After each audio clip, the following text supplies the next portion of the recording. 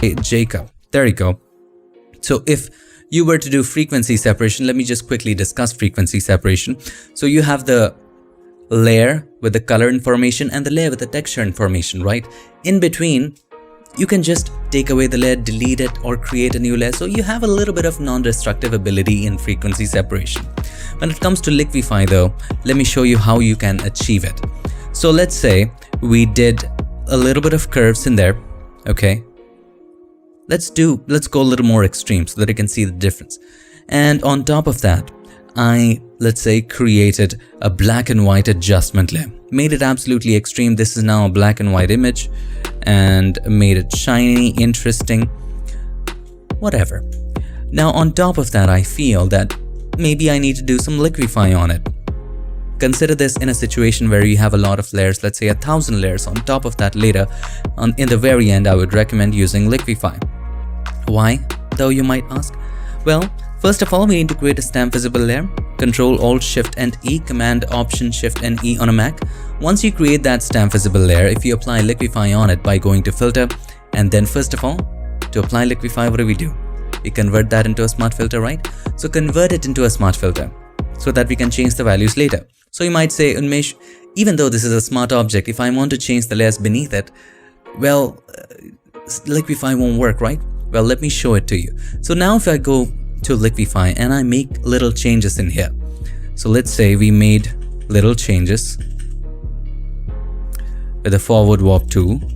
Something is not working here. I don't know what that is. Maybe I turned on show backdrop. Let's just turn it off. Okay. Let's restore all. It looks crazy. Anyway, let's do some extreme changes here. Now, I don't recommend changes like this, but just to show you, hit OK. Okay. Now we have done these changes. After doing these changes, liquify looks nice, everything looks nice. Now I feel that I need to make it colorful.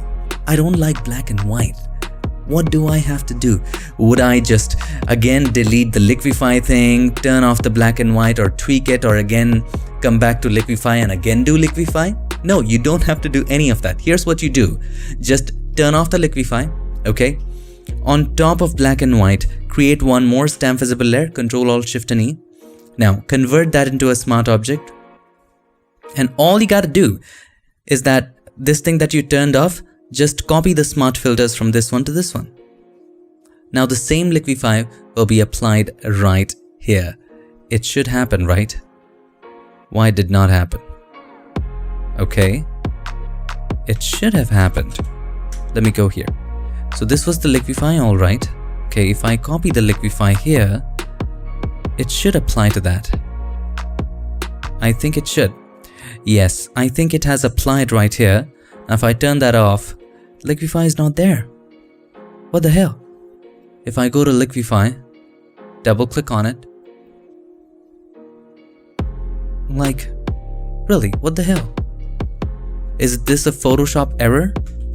Maybe it is a Photoshop error because this is Photoshop version about Photoshop. Let me see. This is 22.1. If I go to Photoshop 2019, let me close it for you. So let me close this Photoshop. No. If I go to version 2019, this I might have just cracked upon an error. Now, in a regular video, I would cut this out, but I'm not cutting this out. I'm coming across errors and let's see if we can fix it. So this shouldn't happen. Usually when I copy a liquify filter from one place to another, it usually just copies perfectly. But in this case, I don't know what is happening. Anyway, so now we are starting Photoshop CC 2018, I guess. This one is 2018. All right, in this case, it should work. So let me just quickly open that photo again. In Photoshop. Okay, very old Photoshop. Looks very old. Anyway, so similarly in here, if we create a curves adjustment layer just like this, okay, and then on top of that, if we create a black and white adjustment layer, all right, now we create a stamp visible layer at the top, we convert that into a smart object, and then we apply some liquify on it, filter, liquify. Now inside of liquify, we do make little changes here and there. So let's make the brush a little larger, and we just made her face a little thinner. That's what we did. We hit OK. All right, looks pretty good. doesn't look pretty good, just going extreme a little bit. Now let's say you wanted it to be color and not black and white. You would turn that off. You would just go to black and white and maybe decrease the opacity. You wanted a little color on it, so maybe I'm gonna set the opacity to 70 and then create another stamp visible layer, convert that into a smart object. Now all you have to do is to copy the liquify from this one to this one, and it should work. Yes, see, it worked. What a sigh of relief to my heart. I gotta tell you that. It's a Photoshop error in Photoshop 2021. We just discovered one. So that's how you do it. Sorry about the Photoshop error. Take it up with Adobe. Anyway, let's move on to the next one. Let's see what. So here we have two photos. So this is the photo. Let's just open that up in the old Photoshop because that's trustable. The new one Photoshop ditched us. It just really made a fool out of ourselves. Anyway, so here we have our old Photoshop and here we have this photo. Let's say you want a little wetness on his face, right? You want a little water droplets on his face. So instead of trying to paste in some overlays in here, I would recommend what you do is just composite, man.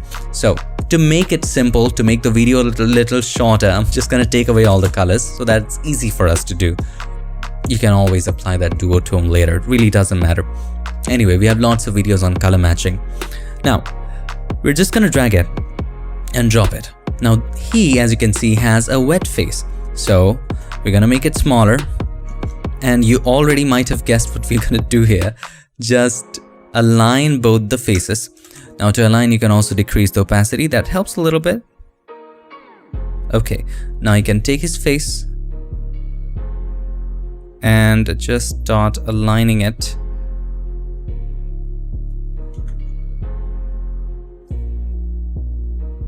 You can adjust it from both sides, top, bottom.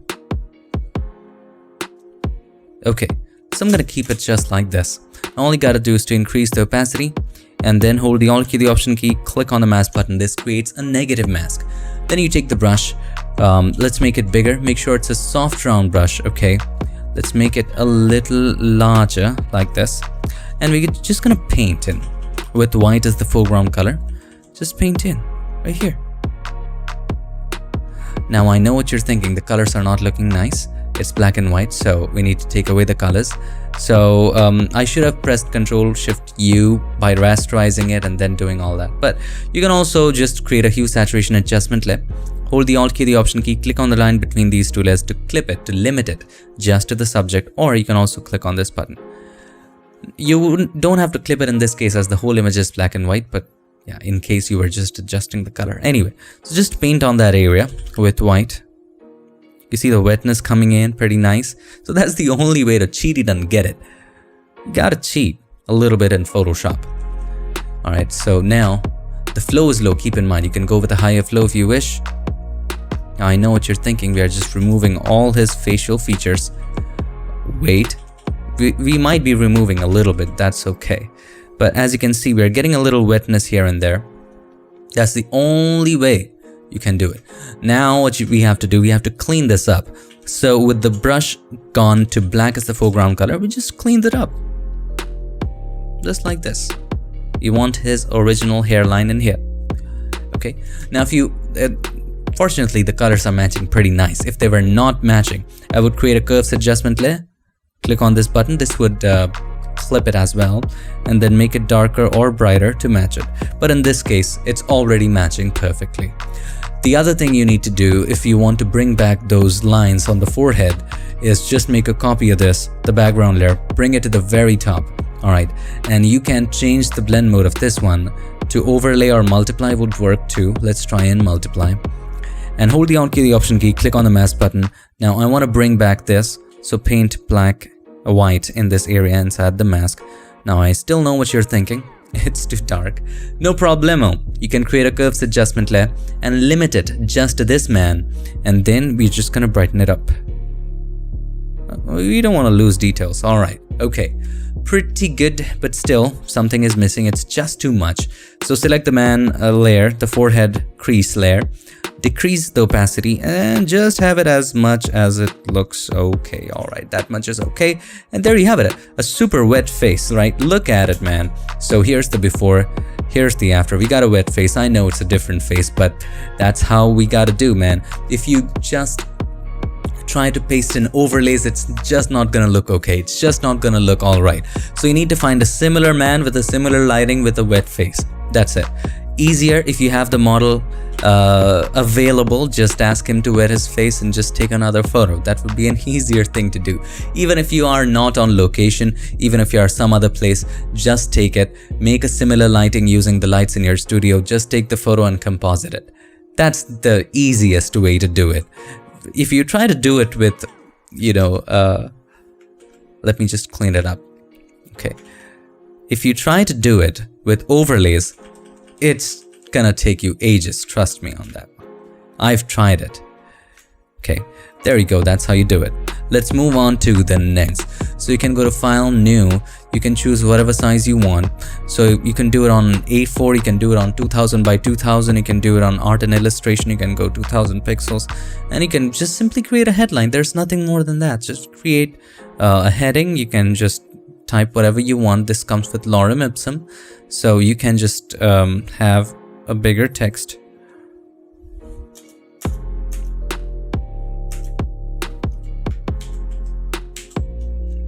And then you can have some content here, and then you can have some read more.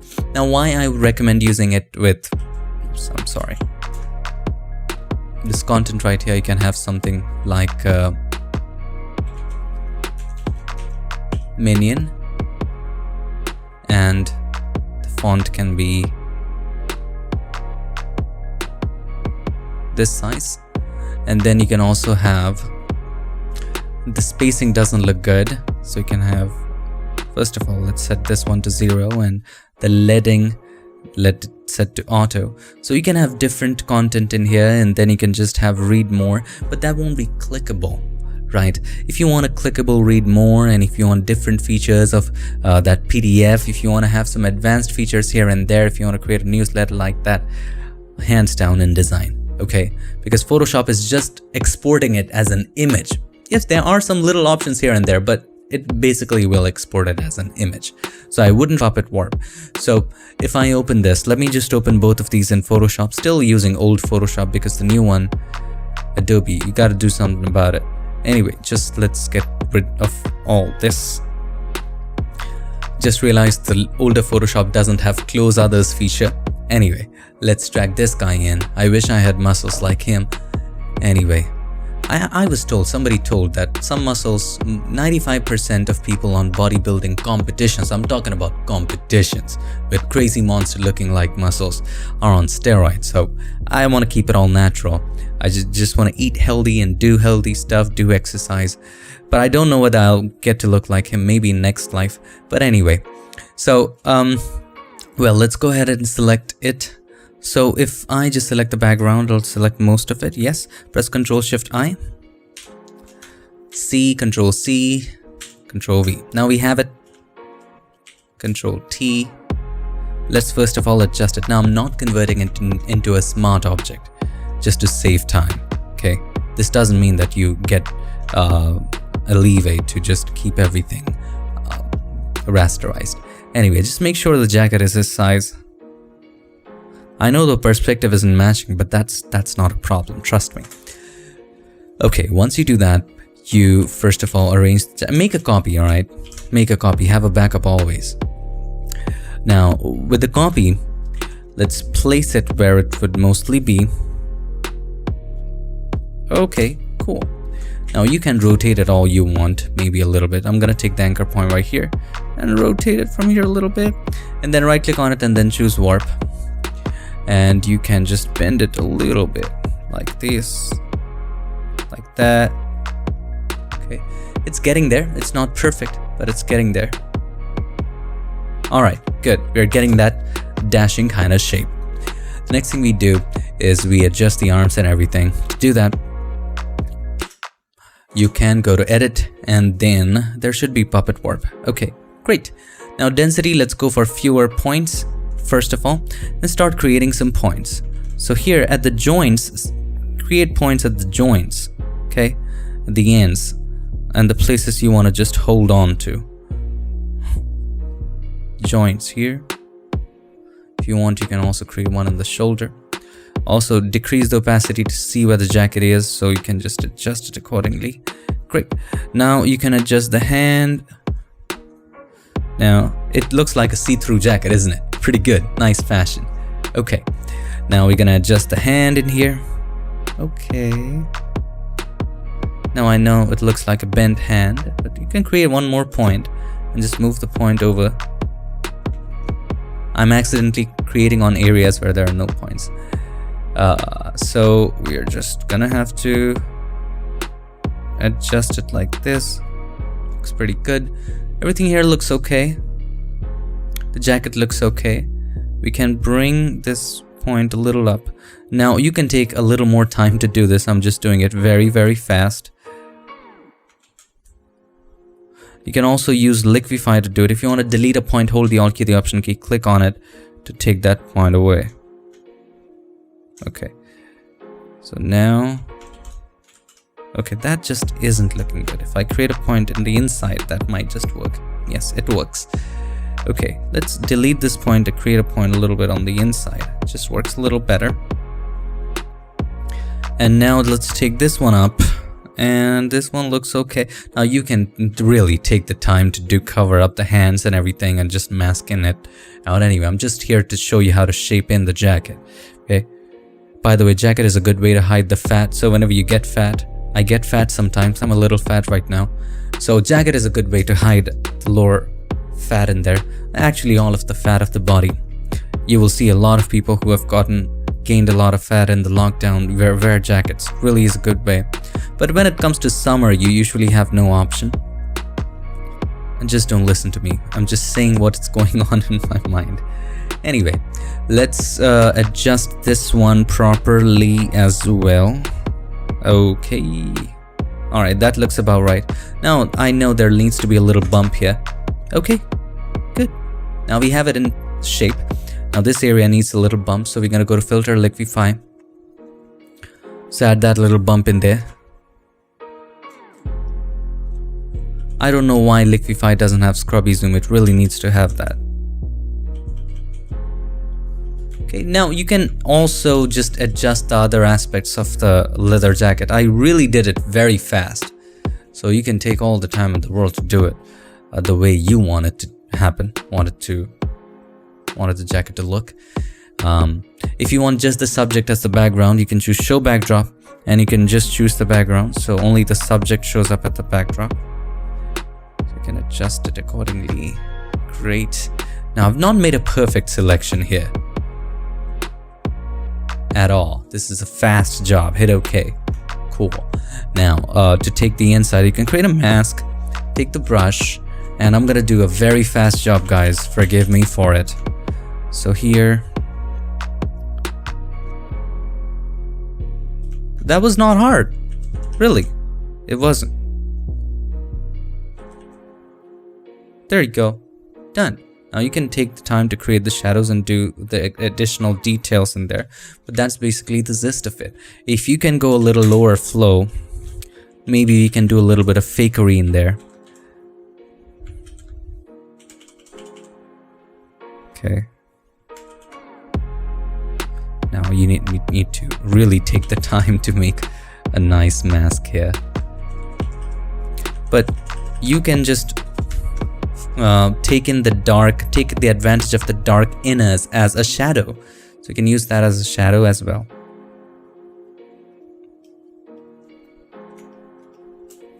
Gonna increase the flow to about 50%. Okay, now let's do the side.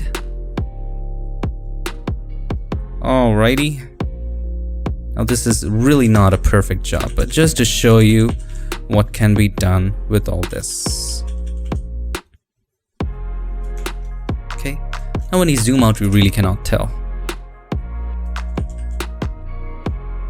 Look at this. We're almost done. Okay. Now you do need to create the shadows. These shadows are not looking okay, but that's how you get the jacket on the man. Really. Take a look at it. The light is matching as well. Everything is looking perfect. Now if I really want to hide everything, hide my mistakes, I'm just going to create a black and white adjustment layer. There you go. And then maybe change the blend mode to overlay to increase the contrast even more. No, that isn't looking okay. Anyway, that's a good one. And maybe you can also do a color lookup on top of that. I'm just trying to hide my mistake over here. Little mistakes here and there. Crisp, warm, or late sunset. Little things here and there. I'm just kidding, guys. Anyway, change it to soft light. There you get a little something. About this one, about 30-ish. And there you have a jacket on the man. If you think the jacket length is too high, you can always go in here to the jacket. And then you can press Ctrl or Command T and adjust it. Or you can also go to Edit and then Puppet Warp. And you can choose fewer points. And then create a point in here. Create a point in here. And just drag it up. Now make sure the other areas are not moving. See, the other areas moved a little bit. So you need to be cautious about it. Let's try again. Edit. Puppet Warp.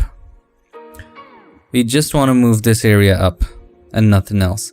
You want to keep all of these areas the way it is. So you want to hold this down. Any area you want to hold down, you would just create a lot of points in there so that none of that area moves. Similarly, right here, we want none of this moving, just this area. Then you can take it up like this.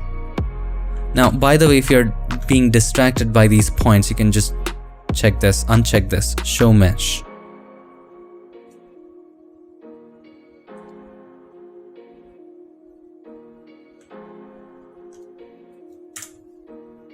There you go. You adjusted, made it a little shorter, a little bit.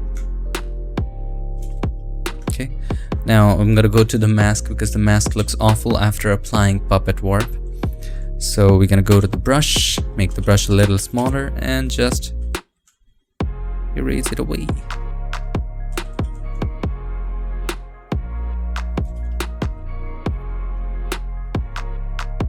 There you have it, my friend. That's how to do it. Okay. So there you have it. I think this question came from Thomas. I hope I answered your question. Alright, I did a very fast job of it. You can take the time to do a little better job than myself. I'm sure you'll do 100 times better than this. Alright, we have a question from Theos Martins. Katie is our administrator here. She manages Pixel Perfect Patreon family.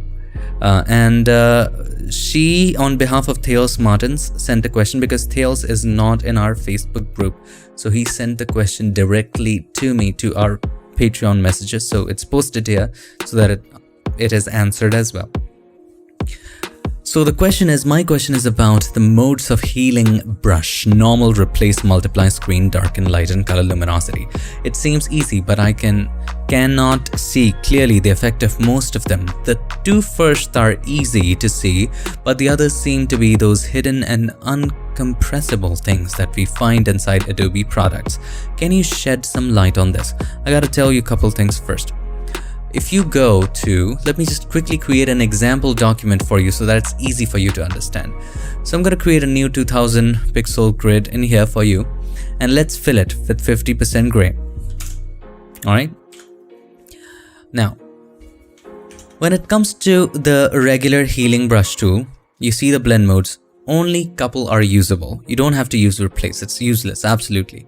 Normal is fine, darken and lighten. These are the blend modes that you need to know. That's it. That's it. Trust me. Okay. Others are basically, there are better alternatives to do the use of other ones. But these are the ones. Let me quickly check whether the screen is being recorded or not. Yes, it is. By the way, this is my screen recorder, OBS. Anyway. So now we're going to take the brush and we're going to create a white point in here. Okay. Simple white point. And now we're going to create a dark point in here. Okay, now we're going to take the healing brush, the regular healing brush. Let's make the brush a little larger. I hope we can see it. Now, the blend mode is lighten. I'm going to paint in right here. Okay, wait, it's the regular healing brush, right? We're going to paint in, take a sample from the gray area and paint in right here. No matter how much I paint in the white spot, it is just not becoming gray. No matter how much I paint. I'm lifting the brush right now. It's just not becoming gray. I'm gonna try again. Take a sample and paint. It's not, because the blend mode is lightened. However, if I paint on the dark area, it's just covered up. Okay. So what does that tell you? When you have the lighten blend mode selected, if it can lighten it, it will lighten. If it cannot lighten it, it'll just not paint there. So this white area is brighter than the sampled area already. Keep in mind, I'm going to repeat that again. It's brighter than the sampled area, which is the gray area. So we cannot make it lighter, right? We just cannot make it even more lighter. However, this black area, this dark area, is darker than the sampled area. So there is a possibility to make it lighter. So we take a sample by holding the Alt key, the Option key, click to take a sample. I'm sorry about the phone ringing in the background. It's not my phone. Anyway, you paint on in here and it becomes lighter because there's a possibility of it being lighter. You cannot make this area any lighter than the sampled area because the sampled area is darker. So if it cannot lighten it with the sample, it just won't do anything. Next one is darken. It is the opposite. You take a sample from the gray area. You paint on the dark area, it just doesn't get any darker. Why? Because the sampled area is brighter than the target area. Makes sense? So if it cannot darken with the sample area, it won't do anything. But in this case, have a look at this area right there. Let me just open, okay. Let me open an application. The application is actually called, all right, this is the one, the spot on the mouse. It allows me, oh, it's already running. Okay, so this is the application that allows me to focus on things. On Windows, it's a good application. It's a paid application though. Anyway, so have a look at this area. This area is brighter and we can darken it with the gray area because the gray area is darker than this. So when I take a sample, paint on it, it paints, but take the same sample, paint on the dark area, it doesn't paint. Okay, so that is the two important blend modes that you're going to use. Now, where are you going to use this? So let's say you're just removing blemishes from the face. Okay, and the blemishes that you're removing are darker than the surrounding areas, right? So if you take a sample from the good skin area and paint on the blemish, it'll only cover the blemish and not the other skin areas, no matter how much you paint there, right? It'll help a little bit. Or let's say your subject has a little bit of facial hair, right? And you want to remove that facial hair. You know the hair is black or dark, depending upon the ethnicity. So you would take a sample from here and paint on the beard. And only the beard string or the beard hair will go away and the nearby skin won't happen to anything. The nearby skin won't be affected. Let's put it that way. All right. Okay, let's move on to the... Anyway, I have that photo of you that you just posted downloaded, and let's hope that we can work on it pretty well. All right. I don't know, when you launch Photoshop on Windows, I don't know why people just don't pay attention to the Windows operating system. Black bars show up around the Photoshop loading screen, just as you saw right now. But with Mac, none of that happens. Guys, Adobe, what you guys doing? Anyway, so let's just drag it and drop it into Photoshop. And here we have it. Okay, so I wouldn't recommend removing his double chin, but I can quickly show you what will happen. Now, I recommend using the pen tool, but this is just what I'm showing for fun. So let's say you were to remove his double chin. Trust me, it'll be a completely different man. Okay, I'm gonna put this on a brand new layer. I'm gonna make a copy of this just in case. Now go to Filter, Liquify. Now I'm not going to create a smart object because that can take a little while. Anyway, in the backdrop, we're gonna turn it on, and we want layer 1, which is at the top, the top part of the face. Layer 1 in front, not behind, in front. Okay. Now we're gonna just push it in the rest of the areas. So make sure the forward warp tool is selected. Just have the right brush size and try to push it in. You know, it's gonna. You can really push in the double chin. Can do that, but it just won't look realistic. Trust me. Okay, that's okay. Hit OK. Now, if you're a fan of that, you can go ahead. Now, I know there are some hard edges. That's not a problem. You can create a mask here. Take the brush with, make sure that the brush size is the right size. With black as the foreground color, just with a soft round brush, just soften it all out. It's pretty good. It's no big deal here. Anyway, so that's how you do it. Oops, I accidentally erased extra.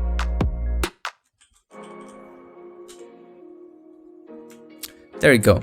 So here's the before, here's the after. We did remove it. If you are a fan of that, you can keep it. That's up to you. Now that really, if once we do it, it really just enhances his shoulder muscle. So if he's a fan of that, you can leave it right here. Or otherwise you can just lower it down using Liquify later. Now when it comes to enhancing her chin, you can simply create a curves adjustment layer. Just add some depth and definition to it. Just darken it a little bit like this. Okay, then select the mask, press Ctrl or Command I. Some of you might already have guessed what I'm going to do with this. And now with black as white as the foreground color, let's set the flow to about 5 to 6%. And then we are just going to paint in here. That's it. With a larger brush, let's do it. Now, with high-end dodging and burning, you do take a little more time than this one, but I'm quickly gonna do this to show you what kind of a difference it makes. And after that, you can also do some Liquify to make it even, to enhance it even more. So here's the before, here's the after. You have the enhanced chin. Now, of course, this is too much. You would decrease the opacity, slowly and gradually increase it to a point which looks okay to you. And there you go. Have a look. Have a look. Once you zoom out, there's more chin. There's no chin, there's more chin. There's no chin, more chin. Now, opacity is just too much. I'm going to keep the opacity at about 40. 40 was fine. So there's the prefer no chin, more chin. Now, on top of that, you can just combine it with Liquify to just enhance it even more. Anyway, I hope that answered your question, Lynn. Thank you so much for. Let me just show this to you again. So Jake, for you, I have an image already. So let me just open that up in Photoshop. So just to demonstrate, let me again check whether this is recording. It's recording 41 minutes so far. Yes, it is. Okay. So to answer your question, if I create a curves adjustment layer here, and if I do some extreme, contrast in here to add some extreme dimension, it looks fine. It looks pretty good. But then again, there's a lot of reds in it. So if the reds is the only color that is just going too much, you can take care of it, or you can also decrease the overall saturation. That's two ways. The way that you suggested was luminosity. Sometimes it works, sometimes it doesn't. In this case, it looks pretty fine. But if you choose normal, luminosity looks fine in this case. Here's the before, here's the after. It does look okay. But in some cases, if you choose luminosity, the color just desaturates just too much. So what do we do then if you want to keep the naturality of the skin, if you don't want to get rid of everything, every color? So simply create a hue saturation adjustment layer. If you think reds are too much, you would click on this hand and click on this area. Reds show up. Then you would increase the hue and the saturation all the way to the right to see which areas are being affected. Then you just make the target smaller, range of colors that are targeted, and then move it around. And just when the reds, these areas are selected, adjust it so all of the reds are selected. Then you can just soften up the edges of the range by these two outer sliders. Okay. Then bring the saturation and the hue back to 0. And then you decrease the saturation. That way only the reds go away. You can also control the hue of it. You can make it a little more yellowish. That's up to you. So that is how you only take away the reds. See? Now, you didn't want to take away the reds from the lips, so you can select the mask and take the brush with black as the foreground color. Just paint over here on the lips. Now make sure the flow is back high if you want that to happen. So that is the way to do it. It's too much red anyway. So let's go with the flow at about, let's say 20. And now let's paint with black in there. A little bit of red is fine. Just a little bit. Okay, so that's how you do it. So you took away all the reds. You can also take away all of the saturation, most of it. So let's reset it. You can also take away most of the saturation if that's your taste, the master saturation. But that's how I suggested on doing it. It is what the feature says, to be honest. So let's create a new 2000 or 3000 by 3000. Okay, let's create a gradient. Let's create a gradient from black to white. Okay, now on top of that, I'm going to create a bright yellow blob right here.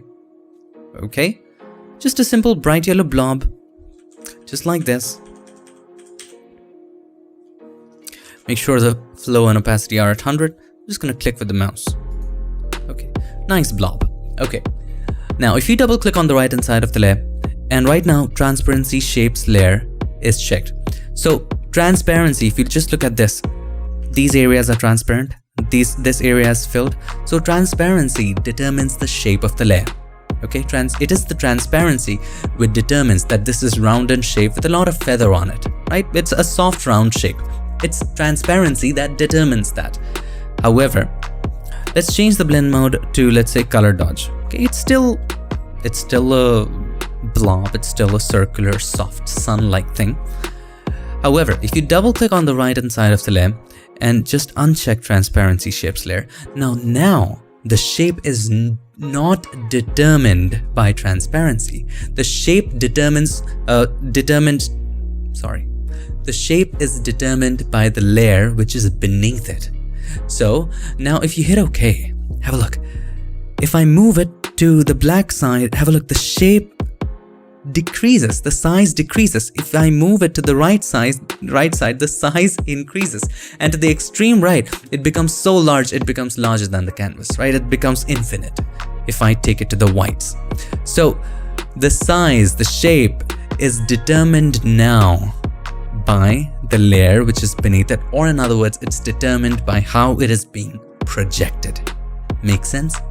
So that is basically a transparency shape layer in a nutshell, but it really isn't something that you should pay attention to. It's a very technical term, not always useful except for little things like creating a sun sometimes. But other than that, it's to choose where do you want to sample from. So let's say I was doing this photo and we wanted a little more extension in here, just a little bit. And how do we fill it? So this is the empty space. You just select that area, just sip it in a little bit. So don't stay all the way towards the edge because that can lead to some lines. We don't want that. So just dig it in. After you do that, you can go to edit quantitative fill. And for the first pass, you can leave it the way it is, or you can also make sure which areas do you want it to sample from. Definitely, we want it to sample from all of the sky. So to add it, hold Alt key, the Option key, and just add it all of the sky. We obviously don't want to sample from the house right there, or whatever you call it. We definitely want to sample from all of the grounds. And all of this. So let's see how it looks right now. Looks pretty darn good. Hit OK. Not all of it looks nice. Now, you can keep it non-destructive by just having this on a brand new layer, or for the sake of simplicity, I'm just gonna merge everything. This down area looks okay, but the up area, there's something wrong with it. So you do that again. So you select that up area, the clouds look like they're repeating, and you select that, and up to this point, things are not okay. So just select the points where things are not okay, and then you try that again. Quantitative fill. And by default, if it looks okay, go forward, go all for it. Hit OK. Okay, now we are going somewhere with this. Right now, everything looks okay apart from this whole area right there. So we're gonna just select that area and then go to edit, quantitative fill. By the way, we need to merge it first. Edit, quantitative fill. Let's try that again. Let's see what happens to that area. That's not bad. Well, I don't want it to sample from here. But I have no problem if it samples from other areas. Like these. Like all these areas. Like all these areas as well. I have no problem if they sample from it. Let's see. Still, this is looking a little problematic situation right here. What if we try to change the color adaptation default? Or high? Still not working. None. Default. If we choose scale, okay, let's see if you can fix it. If we choose mirror, can we fix it? You try different alternatives. Rotation, a little bit of rotation, hit OK. Can you fix it? Well, it's a little better, hit OK. See how we're getting slowly and gradually, and then what you can do, you can just merge it first of all.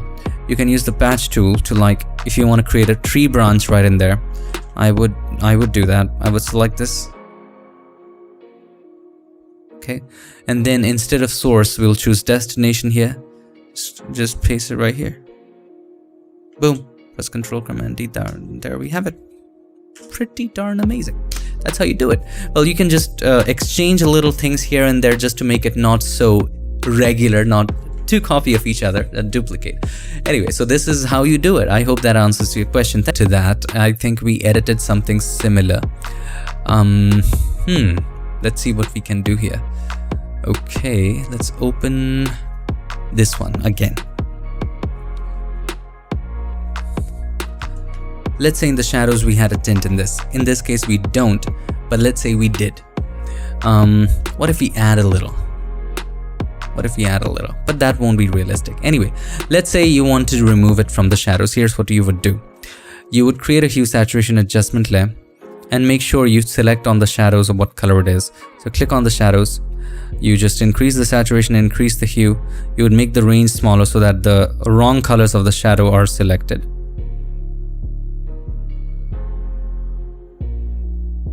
Okay, so now as you can see, shadows are mostly selected. So I would now make sure that only the shadow areas are selected. Okay, now you'd bring that back to normal. And then even if you try to just select just the shadows, sometimes other areas might be selected. So I'm gonna suggest you the next step. So you can check the hue and the saturation to kind of take that away. If it's purple, you can turn on the hue or the saturation to take it away. So if I want a little less saturation and I want it to be a little more magenta-ish, okay, so this is the color I want for the shadows. That's what you can use to remove it. Now all you have to do is decrease the saturation. Anyway, now I only want it in the shadows, so double click on the right hand side of the layer. You would go to blend if and take this away from the bright areas by taking the slider of the underlying layer from right to left, just like this. Now it's only affecting the shadows. Now it's very harsh. As you can see, hold the Alt key, the Option key, click on it to break it apart and make it a little softer. Now as you can see, only the shadows are a little magenta. So I'm adding something. You can use the same technique to remove something. So here's the before, here's the after. Just add a little magenta on the shadows. So you can use the same technique. Anyway, for you. And let's just drag it and drop it into Photoshop. So by lighting effects, it's a very cool effect. I've made a video about it. And that is if you go to filter, I think it's under render, lighting effects. There are pretty cool spotlight effects and different kind of effects that you can apply and really work with in Photoshop. So this is a pretty cool spotlight effect. And let's say you wanted it, you can definitely move it, just increase the size, do whatever you want with it. Okay, so this is a cool effect, hit OK. But it doesn't allow you to apply that effect on an empty layer. Alright, it can apply it on a smart object, but not on an empty layer. If you have a lot of layers on it, and on top if you want to apply a light effect, there are two options, my friend. Two options. So Oscars, the two options is you create a merged layer at the top, you create a stamp visible layer at the top, convert that into a smart object and then apply it. That way it'll be a little non-destructive. But if you want to apply it on an empty layer, it doesn't work that well as it works on an image. However, there's a workaround. The workaround is this. You create a brand new layer, you fill it with neutral gray, so or Control-Shift-N, Command-Shift-N, change the blend mode to overlay, check fill with overlay neutral color, and then go to filter, and you can also convert it into a smart filter. Then go to filter, lighting effects. Now you can do the same thing in here, hit OK, change the blend mode to overlay. So it isn't quite good, I'm gonna tell you that though. You can also try here, if you choose screen, it isn't that good. I'll tell you that. It isn't that good. So you can also try it on a black layer if you're into that. You can also try it on a white layer. But really, if I can do it for you. So if I do it on a white layer, and if I do the same lighting effects in here, you can change it to multiply and create a similar effect. But you won't get that shine in here. So your best option here is after you have a lot of layers in this, let's say you have a curves adjustment layer, let's say you have a text layer, let's say you have different elements, at the top create a stamp visible layer, then go to filter, convert for smart filters, hit OK. And then on this you apply the lighting effect by going to filter, render, and then the lighting effects. You apply that there, whatever the lighting effect is, you hit OK. Now once you do apply the lighting effects, let's say you want to make some changes to the curves here. So what do? Curves and a lot of things. So let's say you want to make changes to the curves before applying the lighting effects. You turn that off. You make changes to the curves. Let's say you want it to be a little bit darker, or just like this. Wanted a little fade in there. Anyway, once you do make the changes, here's what you do. You create another stamp visible layer. You again convert it into a smart object. And just as we did with the liquify, just drag it and drop it into this one. The lighting effects filter. Just drop it. And it will be replicated. So that's the way to keep it non-destructive. Okay, so let's move on to the next one. Claudia says, I would like to go over typical mistakes newbies Wacom users make and how to avoid them. I try to alt-click using my Wacom tablet and it doesn't work when sampling or cloning or healing. It does work on my Dell trackpad. I click tapping, pressing the pen and pressing the alt key either in the laptop or Wacom, but it doesn't work. Okay, so if you ask me personally, if I try to sample something, if I take a brush and I'm on a brand new layer, if I hold the alt key or the option key, right, the pen is on the top, and I just tap, or if you just draw as well, it'll just sample. There's no problem in there. It should sample. If it's not sampling, there's a problem in configuration of the Wacom tablet. It's not a mistake, trust me. The key to not having mistake is having your Wacom tablet set up properly. Let's look at the face. I have your photo right here. Let's drag it and drop it into Photoshop. Well, the easiest way to do this, let me tell you, man, you gotta create a curves adjustment layer, brighten it up until the face looks okay. It looks okay right now, but the highlights are blown out, no problem. You double click on the right hand side of the layer and we want to remove it from the highlights. So take the slider of the underlying layer from right to left. Obviously, you would want to hold the alt key or the option key, click on it to break it apart, take it all the way apart, hit OK. Select the mask, press Ctrl or Command I, take the brush, and then just paint on the subject with white as the foreground color. There you have it. Alright, there you have it. Now obviously you don't want that much of a difference in the lighting. A little bit on this subject won't hurt as well because you want similarity in there. And then you can just decrease the opacity. For this case, 68 or 65. How do you feel about that? Then you can adjust it according to your own specifications, but that's how you do it. Here's the before, here's the after. Much better, much matching, much better couple. All right, there you go.